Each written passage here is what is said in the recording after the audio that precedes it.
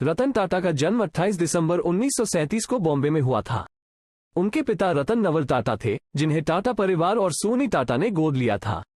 उनका पालन पोषण एक ऐसे परिवार में हुआ था जो व्यापार की दुनिया में बहुत अधिक शामिल था। उनके परदादा जमशेद जी टाटा ने 1868 में टाटा समूह की स्थापना की थी।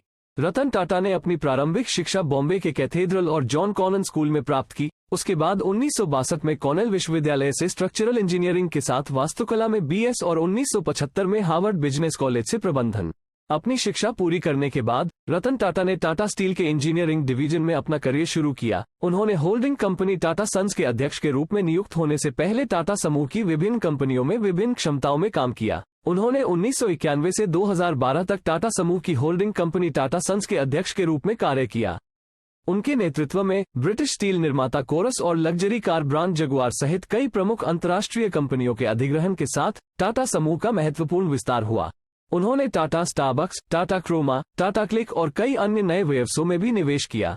कुछ उल्लेखनीय कंपनियों में शामिल है टाटा स्टील। ये 26 देशों में संचालन के साथ दुनिया की अग्रणी इस्पात निर्माण कंपनियों में से एक है। टाटा मोटर्स भारत में ऑटोमोबाइल के सबसे बड़े निर्माताओं में से एक और luxury car brand Jaguar Land Rover और Tata Motors European technical centre की मूल company. Tata Consultancy Services TCS ये सबसे बड़ी भारतीय बहुराष्ट्रीय सूचना प्रौद्योगिकी सेवा और परामर्श कंपनी है। टाटा पावर भारत की सबसे बड़ी बिजली उत्पादन कंपनियों में से एक। टाटा केमिकल्स उर्वरकों और रसायनों के विश्व के अग्रणी उत्पादकों में से एक। टाटा टेली सर्विसेज भारत में दूरसंचार सेवाओं के सबसे बड़े प्रदाताओं में से एक। टाटा कम्युनिकेशंस संचार की एक नई दुनिया का अग्रणी प्रदाता। टाटा ग्लोबल बेवरेजेस दुनिया के सबसे बड़े चाय निर्माताओं में से एक। टाटा सन्स टाटा समूह की होल्डिंग कंपनी जो स्टील, ऑटोमोबाइल, सूचना प्रौद्योगिकी, रसायन और उपभोक्ता उत्पादों जैसे उद्योगों में रुचि रखने वाला एक विविध समूह है। जनवरी 2021 में टाटा समूह की होल्डिंग कंपनी टाटा सन्स ने घोषणा की कि वह भारत सरकार के साथ सरकारी स्वामित्व वाली एयरलाइन एयर इंडिया में महत्वपूर्ण हिस्सेदारी हासिल करने के लिए एक समझौते पर पहुंच गई है।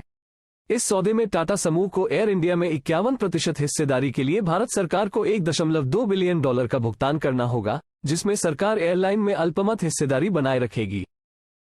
टाटा सन्स द्वारा एयर इंडिया के अधिग्रहण को टाटा समूह के लिए एक महत्वपूर्ण कदम के रूप में देखा गया, क्योंकि इससे कंपनी को भारतीय विमानन बाजार में एक प्रमुख उपस्थिति मिलेगी।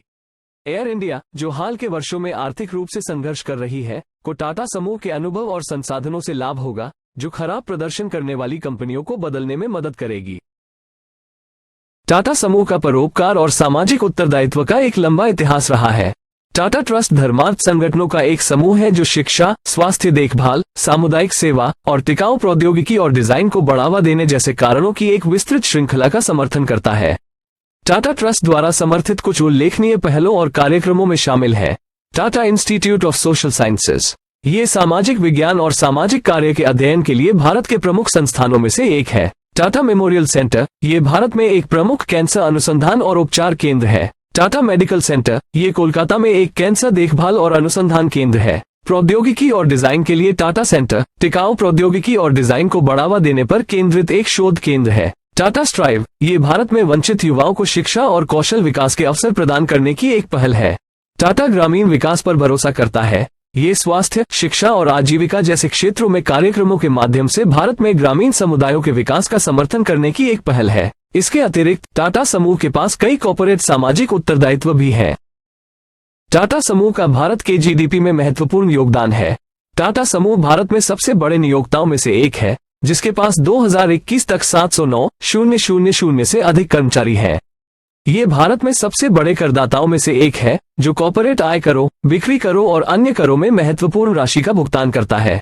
टाटा समूह दुनिया भर के 150 से अधिक देशों में परिचालन के साथ भारतीय वस्तुओं और सेवाओं का एक महत्वपूर्ण निर्यातक है। ये भारत के लिए विदेशी मुद्रा आय बढ़ाने और देश की GDP को बढ़ावा देने में मदद करता है। टाटा ग्रुप ने भारत में इंफ्रास्ट्रक्चर में भारी निवेश किया है, जिसमें सड़कों, बंदरगाहों, हवाई अड्डों और अन्य सुविधाओं का निर्माण शामिल है। ये बुनियादी ढांचा देश में आर्थिक विकास और विकास का समर्थन करने में मदद करता है। टाटा समूह अनुसंधान और विकास में भारी निवेश करता है और भारत में कई क्षेत्रों में अग्रणी रहा है। ये देश में नवाचार और तकनीकी प्रगति को बढ़ावा देने में मदद करता है, जिससे उत्पादकता और आर्थिक विकास में वृद्धि होती है। भारत में रतन टाटा का व्यापक रूप से सम्मान किया जाता है और उन्हें देश के सबसे सफल कॉर्पोरेट नेताओं में से एक माना जाता है। वो अपनी उपलब्धियों और धन के बावजूद अपनी विनम्रता और सादगी के लिए भी जाने जाते हैं।